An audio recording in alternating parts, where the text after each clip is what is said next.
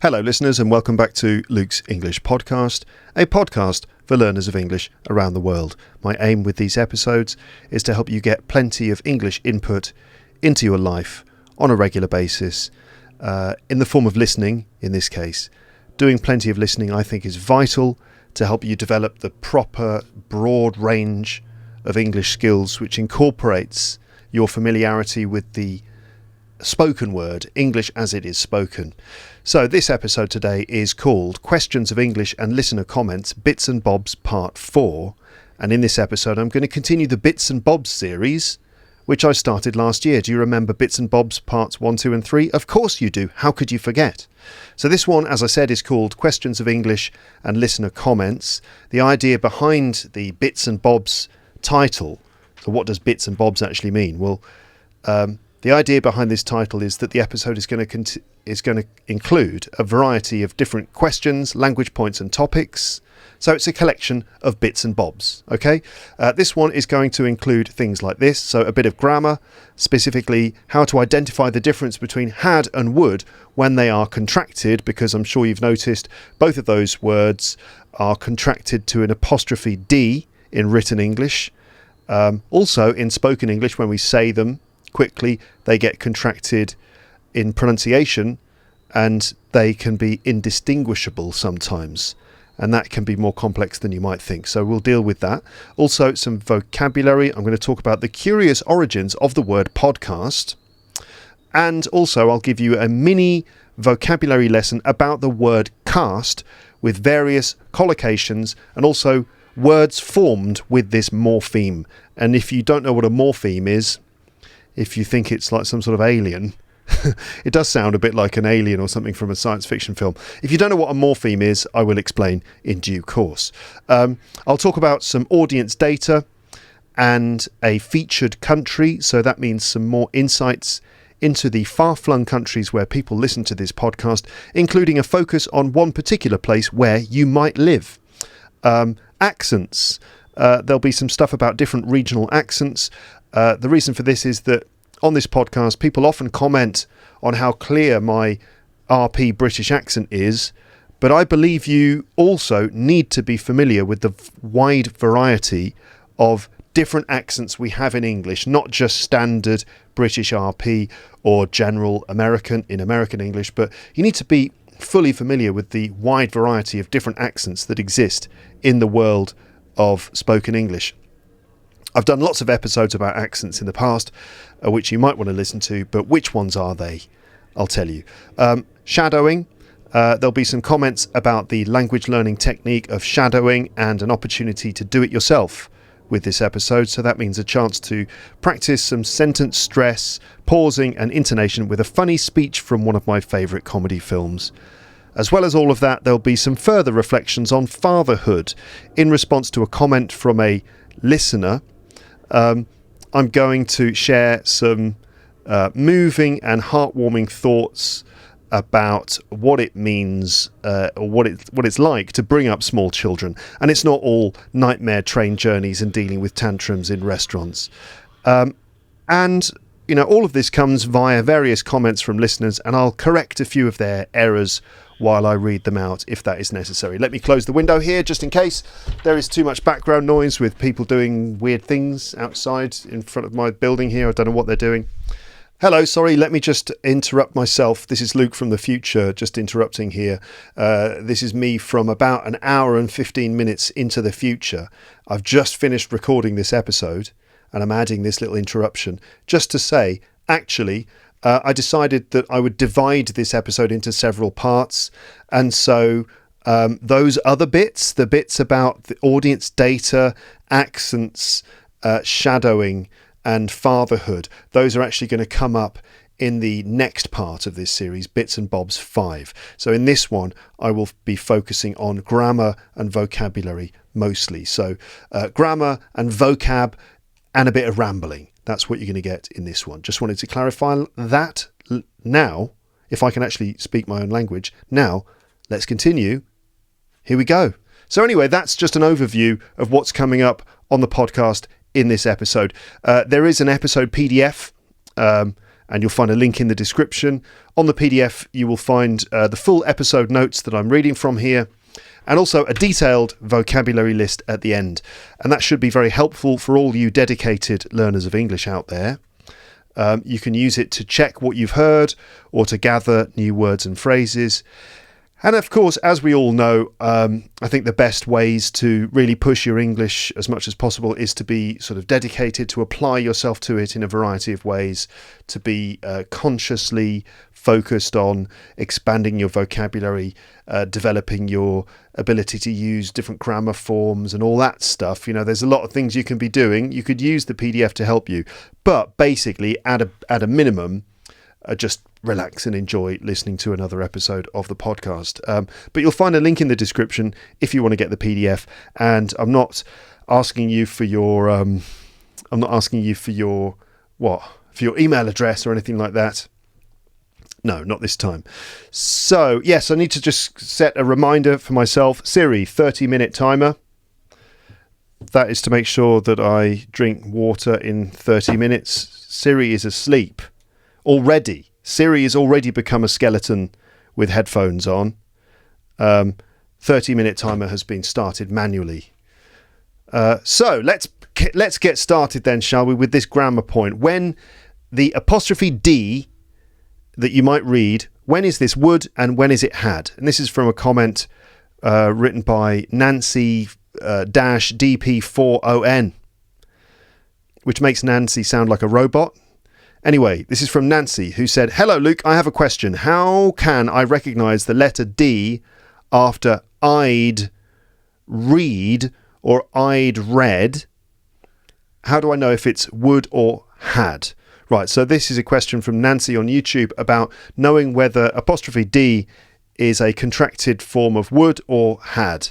And I'm sure listeners, anyone who's focused themselves on learning English, anyone who's read English, anyone who just started looking at English at any point, you must have noticed this and asked yourself the same question.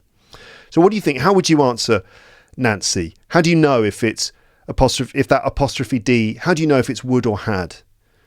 And it might be pretty simple. You just look at the grammatical context. But there are some cases when it might be more difficult. Like, for example, with the word read. And if you see that in written form, I apostrophe D, and then the word read, or is it read? That might make it more difficult. So let's get into this then. So this actually involves a few things. Understanding language in context, grammar, but also pronunciation. So there's a variety of things. Let's start with the situation. Let's say that you're reading a text and you see this phrase. And the phrase says, either it says, I'd read that book, or it says, I'd read that book. But of course, when you're reading it written down, you can't hear it, so you don't know if it's read or read. Right? Now, if you heard it, it might be fairly obvious because of the pronunciation, I suppose. So it would be either I'd read that book or I'd read that book, right? I'd read that book would be I would read that book. It sounds good. I would read that. Or I'd read that book. Like I didn't borrow that one because I'd read it already. That would be I had read that book. So hearing it would make it obvious because you would hear the grammar. Because if it's had, then you're going to be using the past participle of read. And it's read, read, read. Okay, so if it's I'd read, then you would know it was had, because had is followed by the past participle, of course.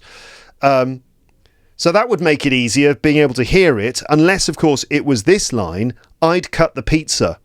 I'd cut the pizza. Is that I would cut the pizza or I had cut the pizza? I'd cut the pizza. Well, it could be either, couldn't it? So how would you know if the D is would or had?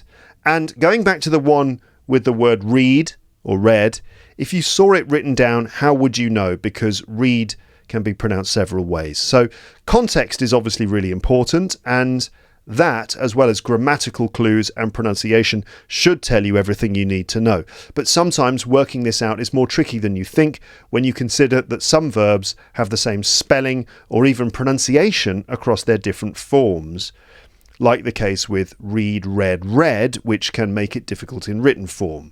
Anyway, let's go through this properly and probably, not probably, let's definitely go through this properly, starting with the main issue, which is, how do you know when D is had or would? So this is a really common question among learners of English and something that catches people out all the time. I notice this among my students in class, and whenever we're reading something with an apostrophe D, I always ask, so is this had or would? How do you know? I'm always trying to encourage them to be aware of this. Now, of course, both would and had get contracted to apostrophe D, right? So to demonstrate, let's do a quick quiz. Now, if you are looking at the PDF, you will see two sentences. They both have apostrophe D, contracted forms of an auxiliary verb of some kind, either the modal auxiliary verb would or the standard auxiliary verb had. So if you're reading it, have a look at them and tell me what you think. Yeah, it'll be pretty obvious. Let me read them out now. So, I'd never eat chicken that's been left out of the fridge or of the... I can't speak my language. What, Luke? I'd never eat chicken that's been left out of the fridge all night. And I'd never eaten chicken before because I was raised by my parents to be a vegetarian. Okay, so the first one, I'd never eat chicken that's been left out of the fridge all night. That should be would. I would never eat chicken that's been left out of the fridge all night. Are you mad? Because of food poisoning, right? And the other one is, I'd never eaten chicken before. That's had. I had never eaten chicken. Clearly past perfect, the dead giveaway being eaten. So the way to identify whether would or had is being used is through the context and general meaning, the grammar, so words which follow this apostrophe D, as well as other surrounding grammar clues, like, for example, there it's eat or eaten, had eaten, and some pronunciation clues. So let's start with general meaning. Basically, what is being expressed? If it's something related to time, then it's probably had, because it's probably past perfect. If it's something related to possibilities, desires or habits, it's probably would. So to be clear about that, possibilities, for example, if the weather was good, we'd go for a picnic. That's about possibilities. About desires, meaning what you want to do. I would never eat cooked chicken that's been left out overnight, meaning I would never want to do it, right? Or habits. When I was a kid, we'd always go to the swimming pool on Saturday mornings. So that's about past habits. So if it's one of those ideas rather than time, then it's probably would. I'd never eat chicken that's been left out of the fridge all night. This is about desires or what you would want to do, so it's would. I'd never eaten chicken before, blah blah blah. This is about time. It's never before, so it's had, it's past perfect. Now this is pretty obvious when you look at the general meaning of the context around the phrase, so usually it's not a problem, I suppose. And some of you are thinking, yes Luke, of course, this seems to be so obvious. But things become a little bit trickier when you're dealing with language out of context, such as in grammar exercises or language tests, or perhaps just short emails or texts in which there isn't that much context. Then you need to pay attention to the grammar. So in terms of grammar, of course, had as an auxiliary verb in past perfect is followed by a past participle. Not just past perfect, it could be in third conditionals.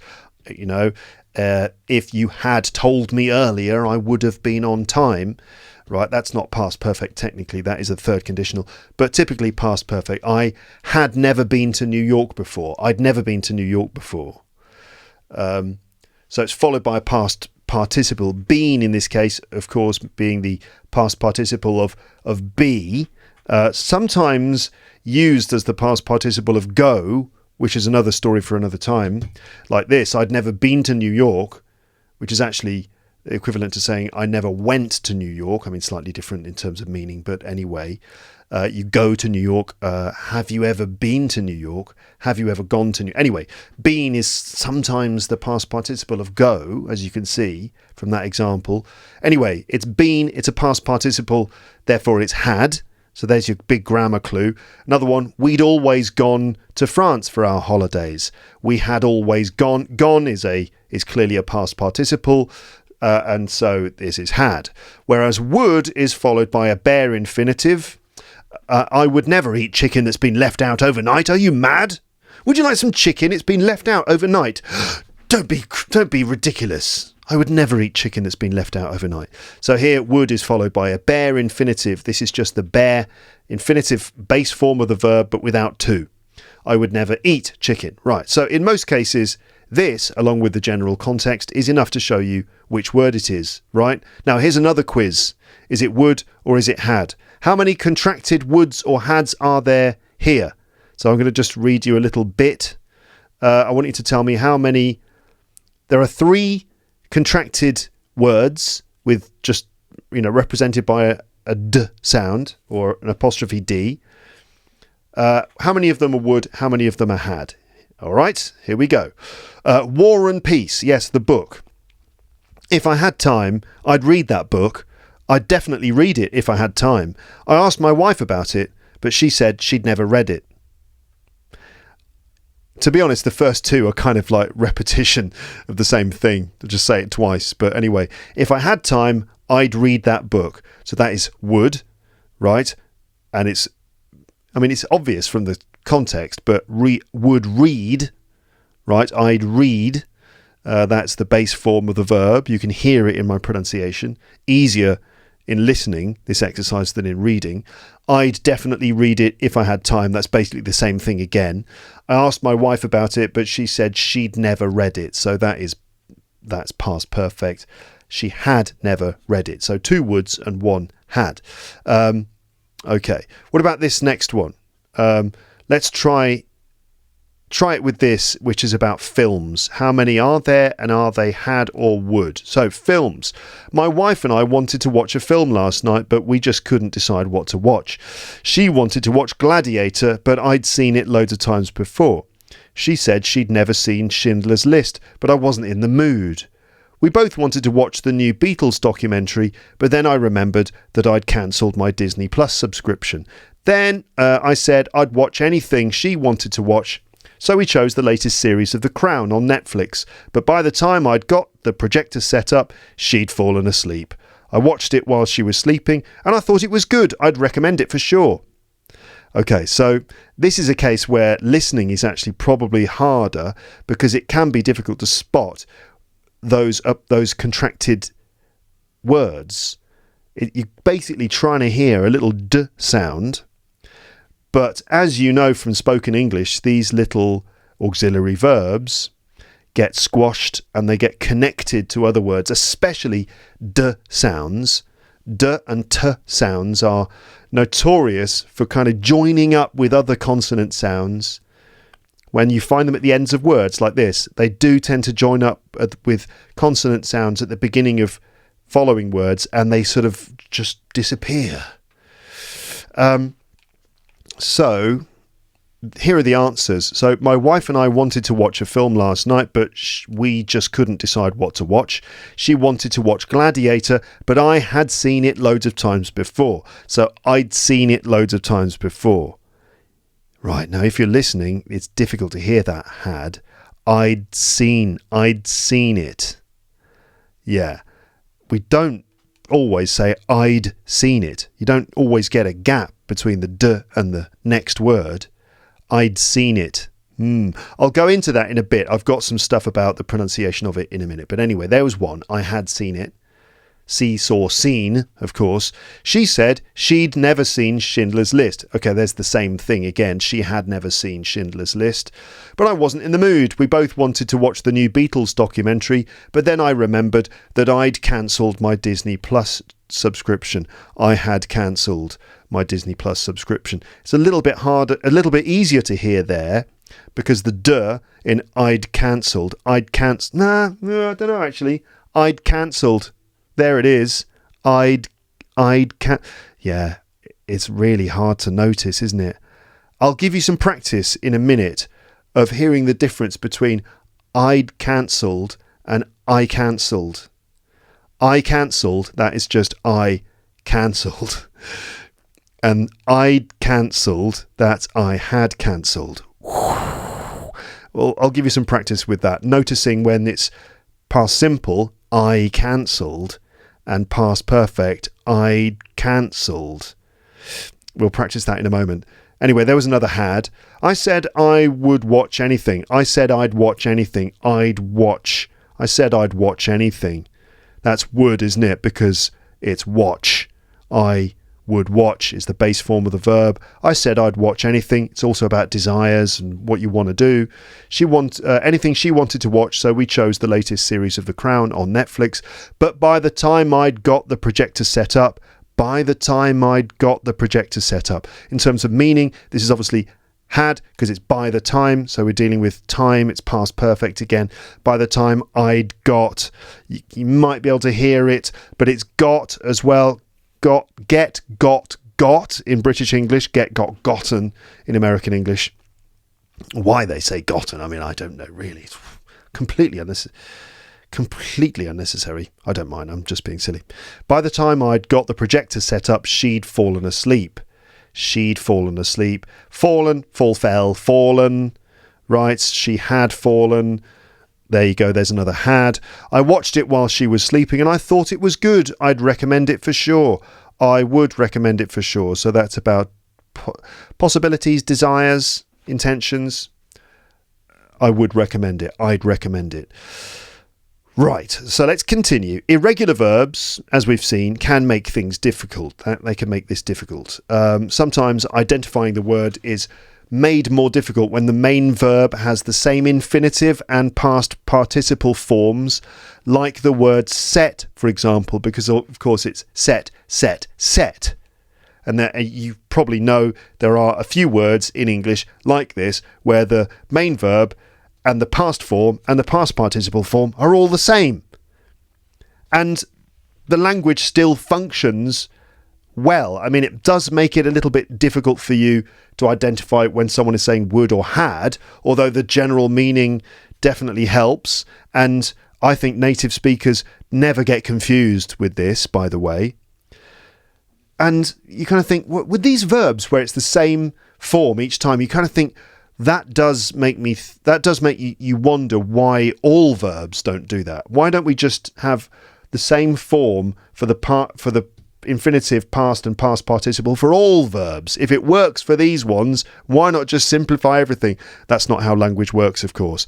Anyway, it does make it difficult for you because you can't spot the grammar when the base form, the infinitive form, and the past participle form are the same, like with the word set. For example, I said I'd set my alarm for 7 a.m, but then I forgot to do it.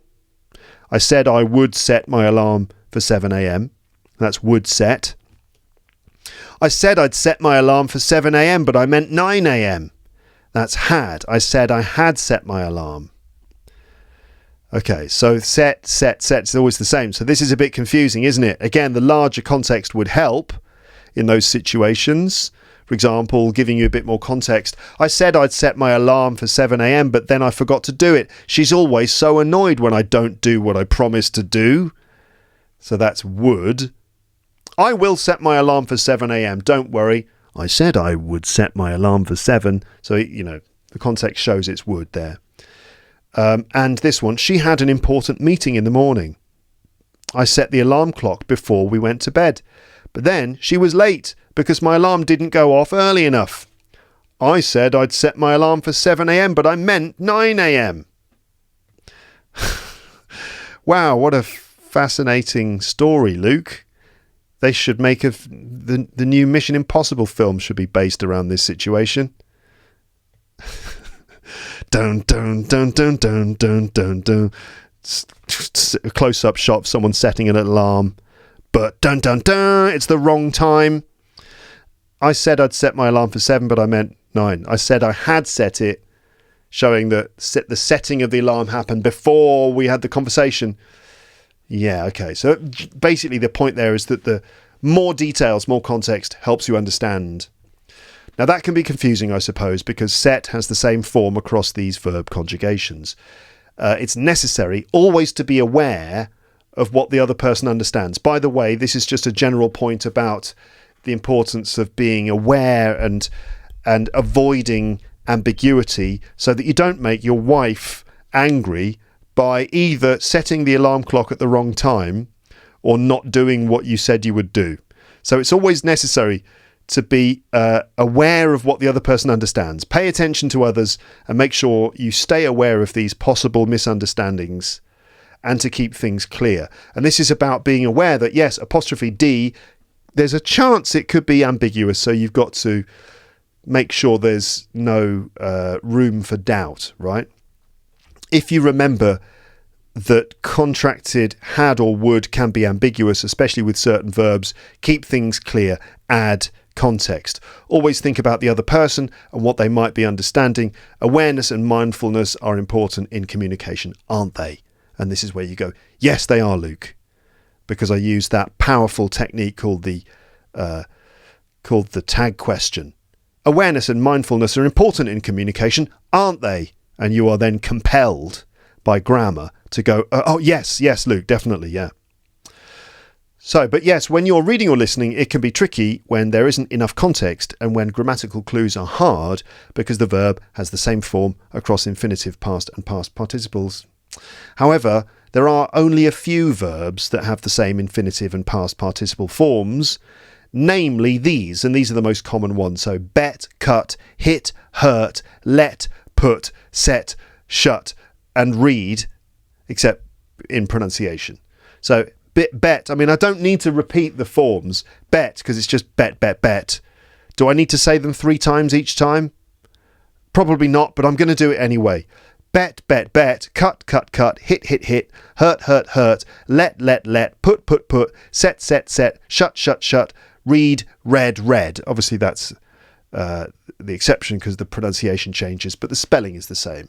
So those ones are harder to identify, but again, the general meaning around the sentence should help you work it out, right? And this is where you go, yeah, right. Another quiz for you, is it would or is it had? And we're going to use those verbs. Here we go. The first one is with bet. So if I were you, I'd bet some money on that. I don't know, you're about to see a horse race or a football game or something and you think, you know what, I don't know, it's Chadwick FC versus Paris Saint-Germain, and you'd say, I'm sure that Chadwick FC are going to win. If I were you, I'd bet some money on that. And then another one is, I was devastated because I'd bet a lot of money on the losing team. Right, so if I were you, I'd bet. Now, about the pronunciation, I'm afraid we don't always signal that D sound. As I said before, it does get swallowed by the other consonant sound that comes after it. I'd bet. But what happens is when I say I'd bet, my tongue does go into that D position. So when you do D, which is how you pronounce that D sound, D, what happens in your mouth when you go D? This is why I love being a language teacher, because I get to ask weird questions like that. What happens in your mouth when you go D? I don't know. What happens in your brain? Nothing. So when you go D, your tongue, first of all, lifts, and the tip of your tongue sort of presses against the sort of like little ridge there of flesh just behind your front teeth at the top. So there are your teeth at the top. You have teeth at the top, right? The front teeth. Right behind those teeth, you got the front of the teeth, you got the edge of the teeth, you got the back of the teeth, and then there's like a sort of gum, fleshy bit of gum, that ridge there. Your tip of your tongue sort of presses against that, and then it pushes forward, and then the sound comes out, and it's either D or it's T, right? Which is a T sound. D, D, D, T, T, T, T. Right. So there's 2 stages to that. There's lifting the tongue into that position, and then there's making it come forward and away. So what happens is when we say a sentence with that D sound, but the D sound sort of seems to disappear, what actually happens is your tongue does go into the position to make the sound, but then you end up making a different sound of the first sound of the next word, in this case, bet. I'd bet. You see? Rather than I'd bet, because we don't go d-b. Instead of going I'd bet, which admittedly would be a lot easier for everyone, for those people out there such as yourselves who are learning English. That would be easier, wouldn't it? In fact, it would be easier if we said, if I were you, I would bet some money on that. That obviously would be easy, but that's unfortunately not the way the world works. And anyway, we wouldn't want the world to be like that, would we? If everyone was going around the place, speaking to each other like this, first of all, we would all go completely insane, and we would want to kill each other because it would be so annoying. That's why we don't speak like that. So anyway, your tongue goes into that position, but then you just make the next sound of the beginning of the next word. I'd bet. I'd bet. So my tongue is actually going into that position. It's very hard to hear, isn't it? I'd bet compared to I bet. I bet. Yeah, yeah, yeah. I bet. I bet. I bet. The tongue is not going into position because there's no D. I bet. And I'd bet is probably completely inaudible, except there's maybe a slight pause. So is it I'd or I? Ready? Here we go. I bet. So D or no D? Let's do it like that. D or no D? I bet. No D. I'd bet. D. Next. I'd bet. D.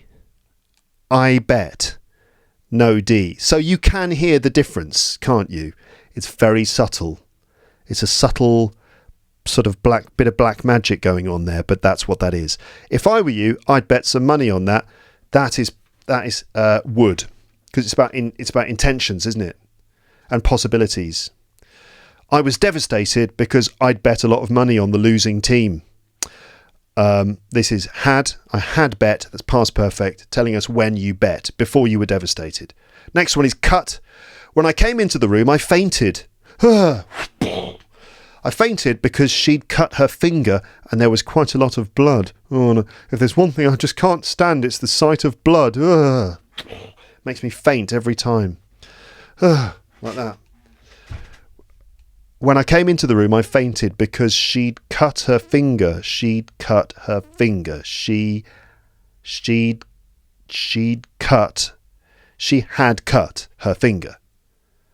Right? Meaning she cut her finger before I came in the room. When I came in the room, I fainted because she'd cut her finger. And there was quite a lot of blood.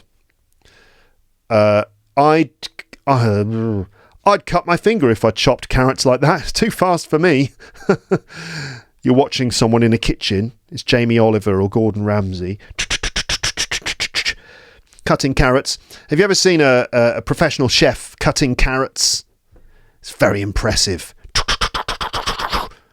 They've got a special way of doing it where they don't cut their fingers off. Because generally it's a good idea not to cut your fingers off. So cutting carrots, hold your thumb behind your fingers. Make sure the fingernails are the only parts that could come into contact with a knife. See, I know how to cut a carrot professionally. I used to cut carrots professionally. I used to work in a kitchen. And then, whack, whack, whack, cut the carrot really fast. But if I tell you what, I'd cut my finger if I chopped carrots like that. Too fast for me. I'd cut my finger. I'd cut my finger. I would cut my finger, of course. Let's move on to the word hit. If he said that to me, I'd hit him. I'd hit him. I'd hit him.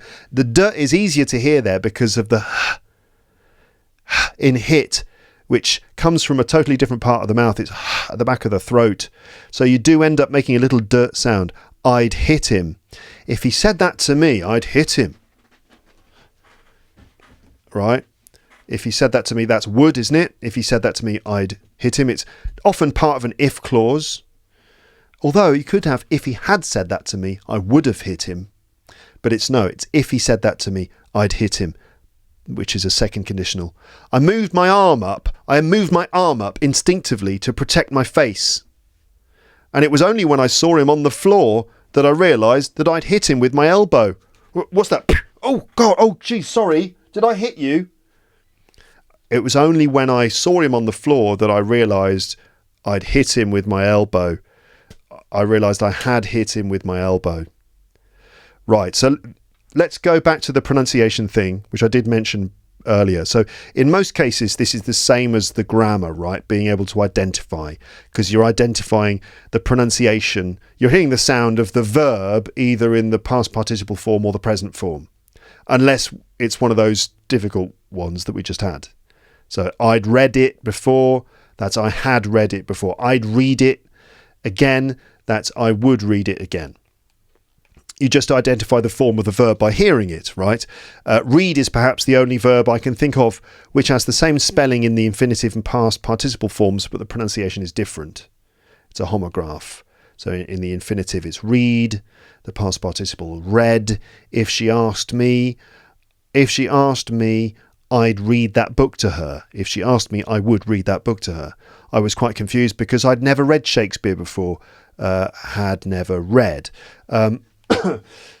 But noticing the d sound, perhaps the bigger challenge is hearing a contracted d sound in spoken English. There's my water timer. Sometimes it's extremely hard to notice when it's been used, making it difficult to hear the difference between a sentence in past simple and a sentence in past perfect, particularly with regular verbs where the past participle and past forms are the same. That's with ed endings. So this is going back to what I said earlier. So, for example, the difference between I wanted to go there and I'd wanted to go there. I wanted to go there. I'd wanted to go there. So the first one is past simple, I wanted, and the second one is past perfect, I'd wanted. And just like before, you can, if you're honest with yourself, you can hear a difference. Let me do that again. I wanted, past simple, I'd wanted. Oh, well, that was quite clear. I'd wanted. That's past perfect. I wanted, past simple. I'd wanted, past perfect. It's subtle, but come on, be honest, you can hear it. Here's another one. I'd lived there for 10 years. And I lived there for 10 years. I'd lived there for 10 years. I lived there for 10 years. The first one is past perfect. I'd lived there. That happens because the tip of the tongue is in place. Sounds are coming out of the side of my tongue. I'd lived there. Whereas I lived there, you don't get that sound. I lived there for 10 years and I'd lived there for 10 years. Okay. I've written in my notes now. You're probably wondering about the difference between the two verb forms now. Are you? Are you wondering about the difference between I lived there and I'd lived there? Past perfect and past simple? I don't know if you are, but I'm going to tell you. Mainly it's that past perfect emphasises that an action happened before another moment in the past.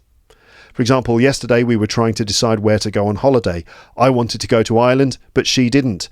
I'd wanted to go there for a long time, and so it was really important to me. This emphasises that wanting to go there was something that happened before this moment. That's why it's I'd wanted. I'd wanted. Yeah, the difference is subtle and nuanced, but sometimes this level of detail is important. For example, this. When I arrived, they'd decided to leave. So when I arrived, they'd decided to leave. They'd decided. Wow, that does sound so similar. They decided. They had decided. They decided. They decided. They decided. It's really just very subtle. Anyway, when I arrived, they had decided to leave. That means they decided before I arrived. And when I arrived, they decided to leave. This means they decided to leave when I arrived, maybe because I arrived. Like, oh God, Luke's here. Time to leave, before he starts talking about grammar for half an hour. So in summary, use the context, that's the meaning and the grammar, and little pronunciation clues to work out whether d, if you can indeed hear it at all, if it means had or would. It's subtle but essential for understanding and expressing time and possibility accurately in English. And that is that. Now it's time for me to have a water break, and you can just have a breather, safe in the knowledge that we're not going to talk about grammar now, but in a moment we're going to move on to talk about some vocabulary. Okay, let's have a drink of water. Okay, it's time to carry on then. Let's move on to the next bit, which is all about the word podcast and a mini vocab lesson about the word cast. This is based on a comment that I got from a listener called Jiri, which went like this. Hi, Luke. What does the word podcast mean, actually? Thank you for your answer in advance. Cheers, Jiri. Okay, well, first of all, let's spell this word again, because so many of my listeners in comments and emails spell it wrong, the word podcast. Jiri got it right, by the way. Well done, Jiri. 10 gold stars for you. But here's the word spelled, podcast, P-O-D-C-A-S-T. Okay, podcast. Not postcard. Not postcard. That's a thing that you'd send to your loved one when you go on holiday. You go on holiday to London. You find a postcard. On the back you say, London is fantastic. Just like in Luke's video. Wish you were here. Bye. That's a postcard. No, this is podcast. And it's not postcast. This doesn't mean anything, although people do write that in comments. Thank you so much for your postcast. Sorry. And not potcat. I don't know what that is. Is this a cat that lives in a pot? Or maybe a cat that smokes pot? Or even a cat that's made of pot? I don't know how that would be possible. That's a pot cat. No. And then people do write that to me. Luke, I love your pot cat. Do you? No, it's podcast. Now, I think you know what a podcast is, don't you? Do you? In fact, wait a minute, maybe you don't know. Because I feel like the word is always a bit vague, which might account for why so many people spell it wrong. And perhaps understanding the origin of the word will help people to spell it right in the future. And also, I want to just clarify what a podcast is once and for all, because I do hear the word podcast being used for all sorts of things which are definitely not podcasts. It seems in some countries people are more au fait with what a podcast actually is, and in other countries not so much. I live in France and I regularly hear people talking about, oh, I've listened to a podcast, and they definitely did not listen to a podcast. Or they talk about a YouTube channel as a podcast. A YouTube channel is not a podcast either. Anyway, what is a podcast exactly? I don't know if it's necessary to explain this, but I'm going to. So according to my definition, a podcast is a recurring episodic audio or video program published online via an RSS feed. There you go. Does that help? So it's the RSS feed that is the most important part, actually. Now, my definition might be a bit complex. Let me break it down. So just to repeat, a recurring episodic audio or video program published online via an RSS feed. So let me break that down. An audio or video program, I think you know what this is. I think you understand this. Recurring, so a recurring audio program. Recurring just means it happens again and again, right? Sort of like repeating. Episodic, an episodic audio program means it's published in parts or published in episodes, right? Published online, that's easy to understand, via an RSS feed. So this is a bit technical, but an RSS feed is the system that is used for publishing podcast content online. It's the kind of medium through which podcasts are published. The RSS feed is like a podcast channel which is published by the podcast host, right? In my case, that is Acast. A podcast host is a service where the podcaster, in this case that's me, uploads the audio file to the podcast host, and the podcast host then distributes it via the RSS feed. So I upload my episodes to Acast, and Acast then publishes them to my RSS feed. And as a podcaster, it's really important that you have ownership of your RSS feed. So if you want to move to a different podcast host, like Acast or other podcast hosts will say, okay, we will release your RSS feed and allow your new host to take control of it, essentially allowing you to have ownership of your own RSS feed.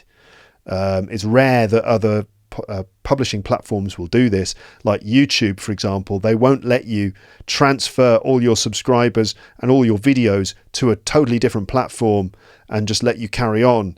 They will never do that. But podcasting is nice, and podcast hosts generally will allow you to own your own RSS feed. So I upload my episodes to Acast. Acast then publishes them to my RSS feed. Then podcast apps like Apple Podcasts or Spotify then connect to this RSS feed and receive the episodes. So when you subscribe to my podcast in a podcast app, and I highly recommend that you do that, by the way, not just on YouTube, but listen in a podcast app. When you do that, your app saves the RSS feed. It kind of links to it and then catches all the new episodes when they're published there, and then lets you listen to them conveniently whenever you want. It's a wonderful thing. These podcast apps are also called podcatchers. That's another term for these things. So when a new episode is published, the podcatcher automatically saves or downloads the episode file to your app.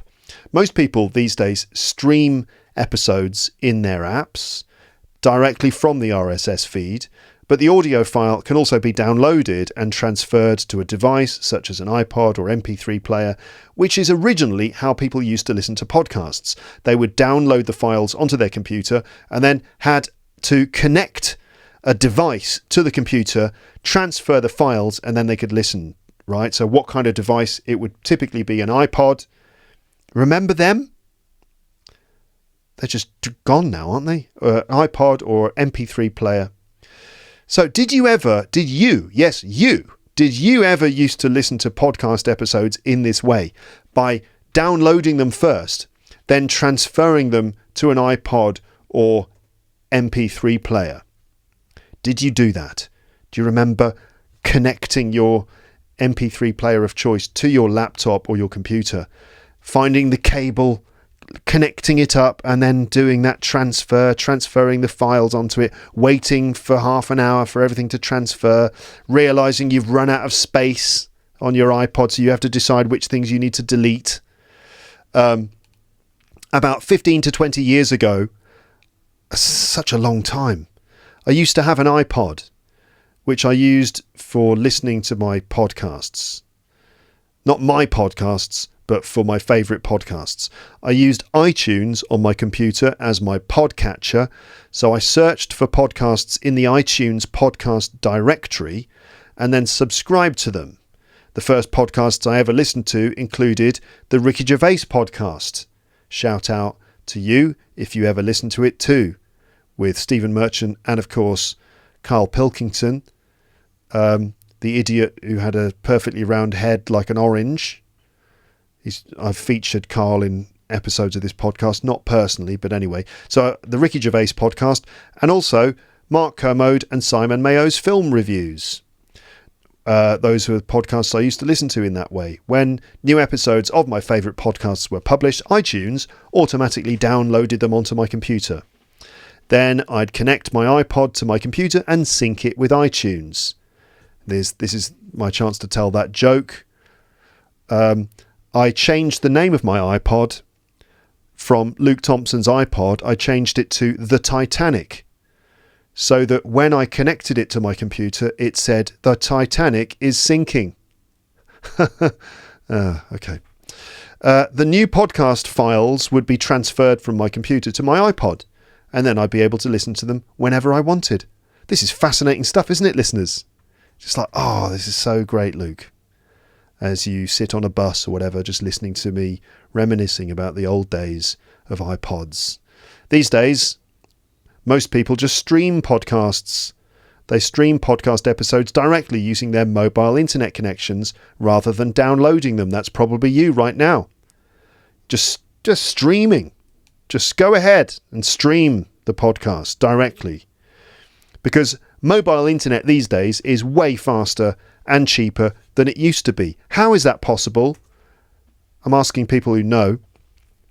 How is it that back in the old days, your mobile data connection and the amount of data that you were able to use every month was like a precious commodity.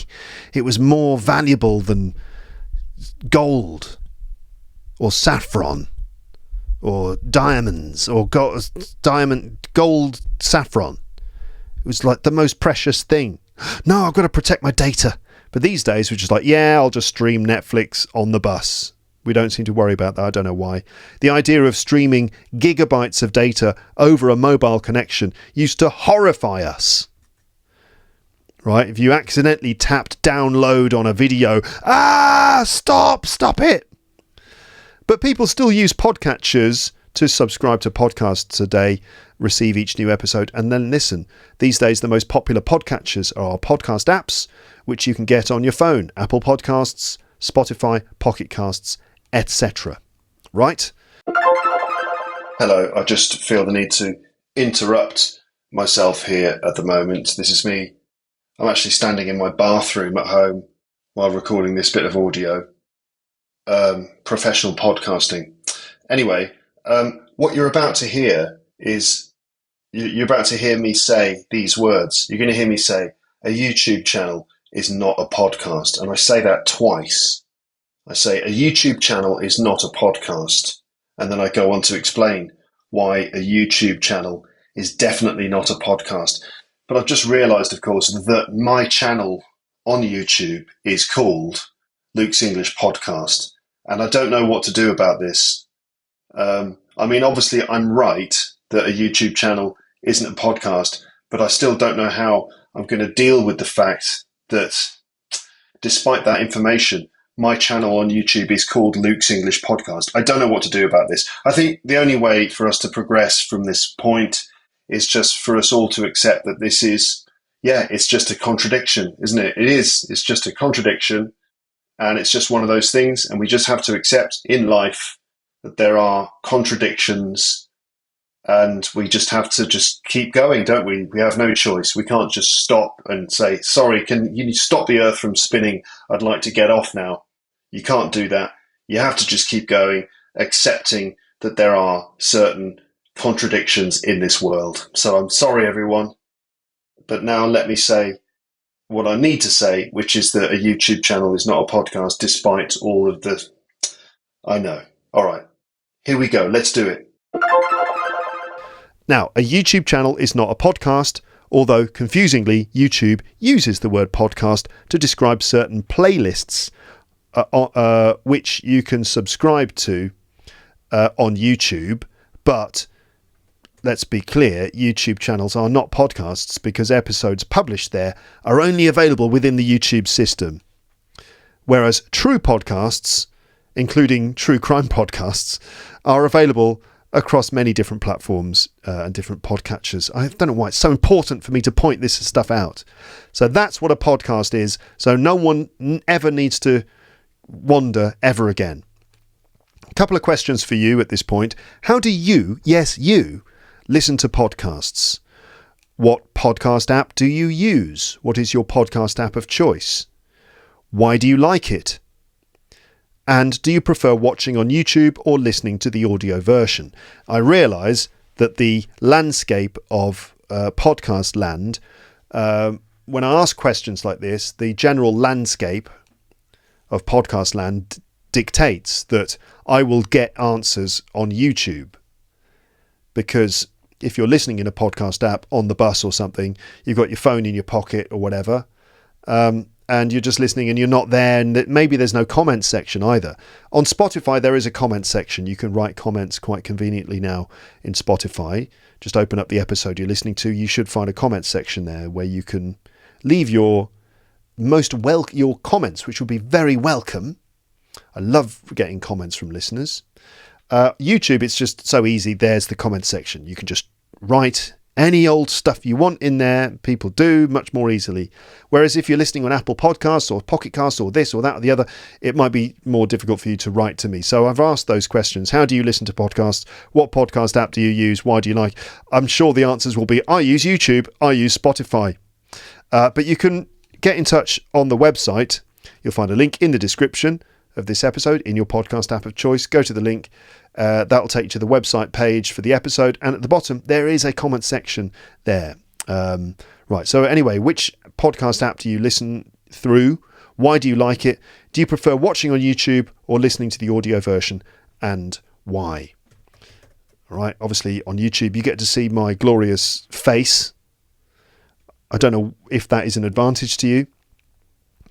Whereas in the audio podcasts, you can just listen without being distracted by, whether there's hair on my chin or whether you can see my eyebrows or not, or whether there are eyebrows actually there on my head. People do get distracted by those sorts of things. Anyway, sorry, Jiri, I still haven't actually answered your question. You're probably well aware of what a podcast is. But you just want to know about the word podcast and where the word podcast comes from, right? Sorry for not just giving you the answer straight away. This is a bit like when I have a conversation with my dad, who has a habit of going into lecture mode and just telling you everything he knows about a subject except for the answer, the specific question that you've got, which is something like, so who do you think will be the next manager of Manchester United? And then he goes on to explain the history of Premier League football. And you just say to him, why don't you just tell me the answer instead of just telling me it? This is why we call him Wikipedia. Anyway, origin of the word podcast. Let's get straight to the point then. Fine. Let's get straight to the point after 50 minutes. So the word podcast, this is from Wikipedia, not Wikipedia. This is Wikipedia. The word podcast is a fairly new word, and most people say it was originally created by Ben Hammersley, a British consultant, broadcaster and systems developer who casually suggested that this word could be used to explain this new method of audio publishing. The word podcast is a portmanteau. That's a combination word or blend word, a word that blends several other words together. So the word podcast is a portmanteau of iPod, which the brand of media player on Apple that no one seems to use anymore, and the word broadcast. So iPod combined with the word broadcast, you end up with podcast. Ben Hammersley coined the term podcast in an article he wrote for the Guardian newspaper in 2004. It was declared Word of the Year by the New Oxford American Dictionary in 2005, reflecting the growing trend in new audio publishing via this innovative new system. So, like podcasting has really its origins in around the year 2004, 2005. LEP was started in 2009, in fact. Early adopter, I was. Why did I go all Yoda there with my sentence structure? Early adopter I was, yes. Podcasting since 2009 I've been, yes. Hammersley has said that he made up the word to pad out an article he was writing that was a little too short. To pad it out, he needed to add padding to the article, meaning he had to make the article longer. So this is an interesting way of, if you've got a word count that you've got to reach, why not just invent some new words just to extend the word count? That's what he did. He made up the word podcast. Here's a short extract from a BBC interview he did about this. Let's listen to it. It's on BBC Sounds. Let's see if we can listen to this. From about... It's disappeared. Ah, great. The article has disappeared. What is it? Ben Hammersley. Let's see if I can find it. No, it's gone. It's disappeared. Oh, well, never mind. It was amazing. It was just so brilliant. But it was basically Ben Hammersley saying, I just made up the word. It was a portmanteau word, which means a combination of two other words between the word iPod and broadcast. And to be honest, I just made it up in order to sort of, pad out an article I was writing for The Guardian, which I thought was a little bit too short. So I thought, I'll just include this new word in it. That's basically what he said. Anyway, podcast is usually a noun, but it can be a verb. to podcast, meaning to do a podcast. For example, I really enjoy podcasting. I've been podcasting since 2009. Early adopter. I was, yes. Yeah, too young you are, too old you are to begin the podcast. That's not what he said. Anyway, pod plus cast. It's interesting to see how the word podcast is made up of these two other words, two other, in this case, morphemes. There's that word again. A morpheme is a part of a word. Okay, so, we go from large to small. Large is like a paragraph, a text, which is divided into paragraphs. Paragraphs are divided into sentences with a capital letter at the beginning and a full stop at the end. Sentences are divided into phrases or clauses. In fact, clauses. A clause is a part of a sentence which has a verb and a subject. Clauses are made up of words or phrases. Phrases are just little groups of words. And words themselves are made up of parts, right? These parts are called morphemes. These are like the smallest parts, meaningful parts of words. For example, if you look at the word player, a football player, that's obviously two parts, isn't that? Play and the er part, which is a suffix, which often is used in words for a person, a word for a person who does something. Baker, teacher, programmer, player, right? So that ER, play plus ER. Player is not considered a portmanteau word because ER isn't a word, but it is a morpheme. It's a meaningful part of a word. So anyway, let's break down this word into its two parts, pod and cast. So a pod is something small. We know it as an iPod, but generally a pod is a small, often narrow and rounded thing that contains something. For example, a bean pod. Beans come in pods that contain maybe 3 beans or something. An escape pod, which on a spaceship would be the thing that you would climb into if, let's say, there's a horrible carnivorous alien which has somehow got onto your ship and you need to escape from it. You would get into the escape pod and off you would go into space going, finally got away from the alien. And then you realise, oh my God, it's in the escape pod with me. Oh no. Well, at least I'll make a good film about it. So an escape pod. And then you also have an iPod, of course, a small rounded container of MP3s and so on. So that's pod. A cast, or to cast something. So this word cast comes from Old Norse kasta, meaning to throw. So cast is a bit like throw. So whenever the word cast is used, it means sending something, throwing something, making something go through the air. We'll see more examples in a moment. Let's look at some words and phrases with cast. Let's look at other words that also contain cast and consider how cast contributes to their meaning. So here are some common collocations with the word cast. So we cast what? What do we cast? Well, you might cast a spell, right, to invoke magic or enchantment. The witch cast a spell that turned the prince into a frog. To cast a spell in magic. Cast a shadow, which is basically to make a shadow appear. To project or create a shadow. And it can be used metaphorically. For example, the presence of Voldemort cast a long shadow over the evening.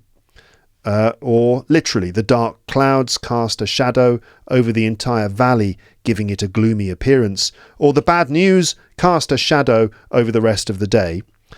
You also might cast a vote in an election. To cast a vote means to submit a vote in an election or decision-making process. For example, citizens went to the polls to cast their votes in the national election. Also, cast doubt. Something might cast doubt on something else, meaning to create uncertainty or suspicion about something. For example, the new evidence cast doubt on the defendant's alibi, raising questions about their whereabouts. Cast a glance or cast a look, meaning to look quickly or look briefly at something. She cast a glance at her watch. hoping the meeting would end soon. That is the sound that happens when you cast a glance at something. In the exam, you cast a glance at the clock to see how much time you've got left. You cast a glance at your watch. You cast a glance at your classmate who casts a glance at you, and then you cast a glance at the teacher, and the teacher goes, "Can you stop making that noise with your mouth? It's very distracting." And you cast your glance back at the exam paper. Just cast a look in her direction. Oh me, oh my, ain't that perfection? From a song. Just cast a look in her direction. Oh me, oh my, ain't that perfection? Ain't she sweet? That's it. That's the song. Cast light, to cast light on something, meaning to clarify or reveal information about something. For example, the new evidence cast light on the case. New evidence has come to light. New evidence has cast light on the case, revealing new things. The TV documentary cast light on the company's questionable environmental practices. So in all of those phrases, cast means throw or send out in some way, just like in the word broadcast, which is used in media, meaning sending out a wide signal in all directions. That's broadcast. For example, a radio broadcast or a TV broadcast. Broadcasting live from the BBC. This is the British Broadcasting Corporation broadcasting live over the airwaves. And in podcast, it means to send or broadcast something to your iPod through the internet in this case. So a TV broadcast, a radio broadcast, a broadcast to your iPod or podcast. So that this basic idea of throwing or sending out is included in most words containing cast, even if only metaphorically. Let's have a look at some other words which contain this morpheme cast. Yes, a chance for you to expand your vocab just a little bit further, step by step, word by word.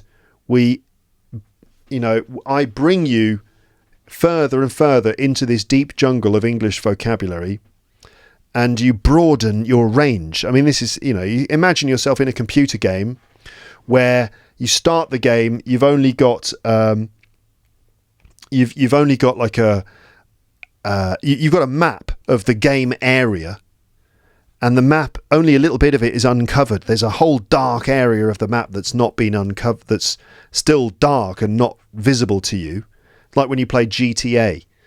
And then when you visit the different parts of the map, those parts become visible to you.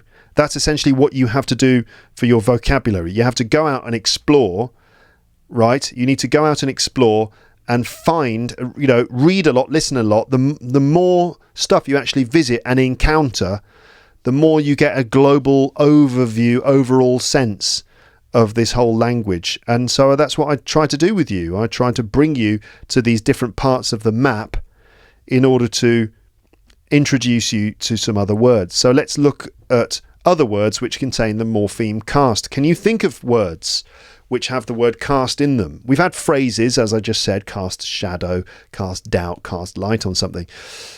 What about words? So we've got broadcast. Can you think of any other words that contain the word cast?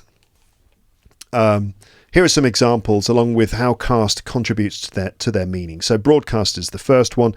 To cast broadly or widely. In this case, cast a radio signal far and wide. But really this means sending out information like radio or TV signals across a wide area via some kind of media. So broadcasting a TV, radio or radio signal, making a TV radio show is also a noun. For example, the news of the invasion was delivered via a live radio broadcast. Also, we've got forecast. This means to cast forward, and it refers to predicting or throwing a vision of future conditions, often weather, to the weather forecast. It could be a noun or verb. So it's basically predicting. Have you checked the weather forecast? Rain is forecast for this afternoon. The financial forecast is optimistic. Okay? Then we've got outcast. Okay? This means to be cast out. So it's a verb or noun. It's often a noun, in fact. It describes someone, an outcast, who is thrown out or cast out. There's the verb, actually, to be cast out. So a person is an outcast who's been thrown out or cast out or excluded from a group or society. So it's usually a noun. After the scandal, he felt like an outcast among his peers, shunned by those he once called friends. Shunned meaning rejected. The novel tells the story of an outcast who struggles to find acceptance in a society that values conformity. Right? Next, we've got castaway. So that's a noun. The verb is to be cast away. So castaway literally means cast away or thrown away to a distant place. And it's often used for someone stranded, especially on a deserted island. So he is a castaway. He ends up becoming a castaway living on a desert island. So the phrasal verb is in two parts, to cast someone away or to be cast away. It's usually in the passive form. He gets cast away on a desert island. Okay, of course, this makes us think of that wonderful Tom Hanks film. What's it called again? It's about a guy who gets cast away on a desert island. I just can't remember the name of it though. Castaway, that's it. Next, number 5 is overcast, to describe the sky. The sky is cast over, or clouds have been thrown over the sky. It describes cloudy, dull weather where you can't see any blue sky. England, basically, in February or March or April or May or June, July, August, September, October, November, and indeed December and January. Just England. The sky in England is often overcast. So this is an adjective. It's typical British weather today with a grey, overcast sky. Next is to cast someone or the cast of a film. So in the world of movies and TV and theatre, when a play, a film or TV show is made, actors are given the different roles. These actors are given or placed or thrown into a particular role. They are cast in that role. The producers cast them. For example, Joaquin Phoenix was cast as the Joker in the recent Joker films. Right? We also talk about the cast of a film, play or TV show. The Avengers series has an all-star cast with Academy Award winner Robert Downey Jr. and some other people. Number 7, typecast, to be typecast. This is to cast someone, again in the sense of putting them in a movie, to cast someone in a particular type or role repeatedly. So it's about pigeonholing. There's a nice word. And pigeonholing is not as rude as it might sound. Pigeonholing means putting someone into a category. So it's about pigeonholing or repeatedly assigning someone to a specific character or stereotype. Can you think of any actors who've been typecast? They always play the same character. In fact, they are only ever given that kind of role. Can you think of any examples? What about Mark Hamill, the actor who played Luke Skywalker? After appearing in the Star Wars films, actor Mark Hamill, who played Luke Skywalker, found it very hard to get other acting roles in other films because everyone just knew him as Luke Skywalker. He was typecast as Luke Skywalker. He later managed to find his place in the industry doing excellent voiceover work, such as playing the Joker in animated Batman films. Daniel Radcliffe, Harry Potter, has worked very hard to avoid being typecast as Harry Potter, and he's done a fairly reasonable job of doing that. He's managed to avoid being typecast. He's appeared in lots of unconventional films, as well as stage plays, playing roles which are clearly very different to Harry Potter in an effort to clear his association with that role and avoid getting typecast. What about Liam Neeson from the Taken films? When the film Taken became a huge success, a big success, Liam Neeson became quite typecast as an older action movie star. And he went on to make lots of other similar films. As a old, gruff American with probably a Northern Irish background and a particular set of skills. So it's basically taken on a plane. It's taken on a boat. Taken in a frozen wasteland.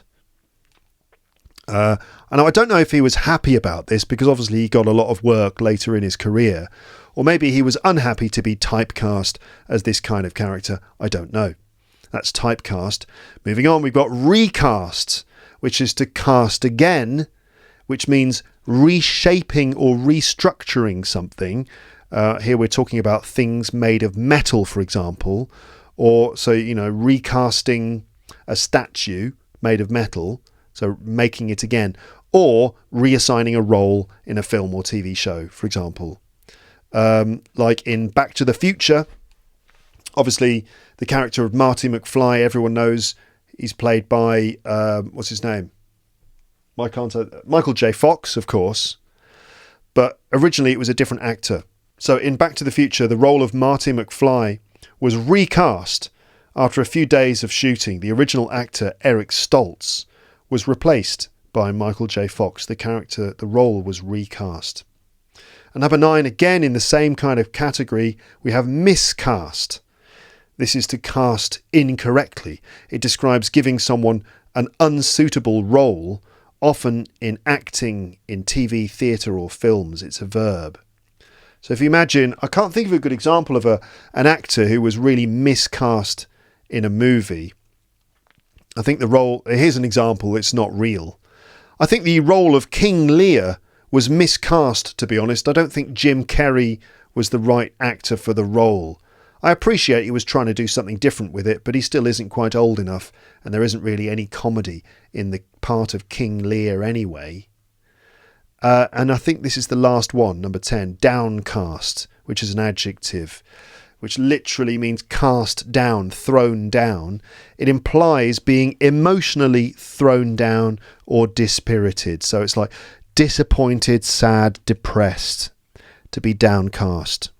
It's your mood which is thrown downwards. For example, when I walked out of the hospital on my own, I just felt so downcast. So each of these terms retains that sense of throwing or giving or sending something out, sending forth an action, a quality or a role, which shows the versatility of the word cast as a root word or morpheme. So that is the meaning of the word podcast, and a little trip into the world of the word cast and how it can be found in various other words and phrases. You are welcome, listeners out there in podcast land. You know what? You know something. I said earlier, we're going to cover this, that and the other, but we're going to stop here. I've just decided we are going to stop here right now at this point, and I'll carry on and do the rest of the stuff I had planned in Bits and Bobs episode part 5, which will come soon. Maybe it will be the next episode, but maybe it won't. Yeah, whoa, I like to keep you on your toes. So you just don't know, because, life is like a box of chocolates. You never know what you're going to get. Luke's English Podcast is like a box of chocolates. You never know what you're going to get, except you're going to get chocolates. And you probably, often when you buy a box of chocolates, often you know what's going to be in it. It's going to be chocolates, and you know what kind of chocolates, because it often has a little diagram on the side of the box, right? I've never understood that. I've said this on the podcast before, in Forrest Gump, when he says, life is like a box of chocolates. You never know what you're going to get. Well, you often do know exactly what you're going to get when you buy a box of chocolates. But nevertheless, life is unpredictable, let's say, which is, to be fair, it wouldn't be as good in the film. Well, my mama always said life is kind of unpredictable. You never quite know what's going to happen, next. And, it's kind of like a box of chocolates, except that you do tend to know. So life is not like a box of chocolates, but it is a bit unpredictable. The film would never have won any Oscars if I had written it. So anyway, I will let you discover what the next episode is when it arrives through your RSS feed into your podcatcher. But anyway, I hope you appreciated that. A bit of grammar and a bit of vocabulary on the podcast this time. Thank you for listening, everybody. Write into the comments section, please. How do you listen to Luke's English Podcast? Do you have a favourite way of doing it? What platform do you use? Do you prefer the audio version or the video version, and why? And in what situation do you typically listen to the podcast? In fact, if you're listening to this podcast right now, which I suppose you are, right? You. What is the situation in which you find yourself listening to this? Are you outside somewhere? Are you in an interesting location? Are you in a boring location? Are you listening when you perhaps shouldn't be listening? Are you in a lesson at school? Are you at work listening to this while trying to multitask? You think, well, I'm going to do this boring task at work. I might as well listen to Luke's English podcast at the same time. Are you driving somewhere? Where are you going? How's the journey? How's the traffic? Are you walking around? What's the weather like? Where are you? Which incredibly fascinating part of the world are you in at the moment, and what's going on around you? I would love to know. Please leave your comments wherever you leave your comments, and I will speak to you next time. Okay? Don't forget you can sign up to LEP Premium to get more stuff like this. This is closer to the sorts of things I do in premium episodes, where I do focus on teaching stuff, and obviously PDFs and loads of like memory exercises and other tasks that you can do to really help you expand your vocab. So premium content is constantly arriving all the time, so don't miss out. teacherluke.co.uk/premium. But anyway, I'll speak to you next time. I look forward to hearing from you in the form of comments in some way. Check out the PDF, and that's it. Okay. All right. Nice one. Cheers, everyone. Ta-da. Bye. Bye. Bye. Bye.